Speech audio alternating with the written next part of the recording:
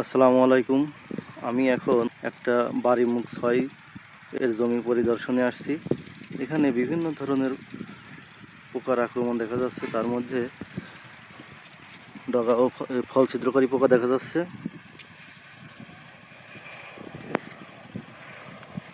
এই ফল ছিদ্রকারী পোকার জন্য অ্যামামেকটিন বেনজয়েড গ্রুপের প্রোক্লেম আছে, লিভা আছে, এগুলো স্প্রে করলেই এই ফল ছিদ্রকারী পোকা দমন হয়ে যাবে।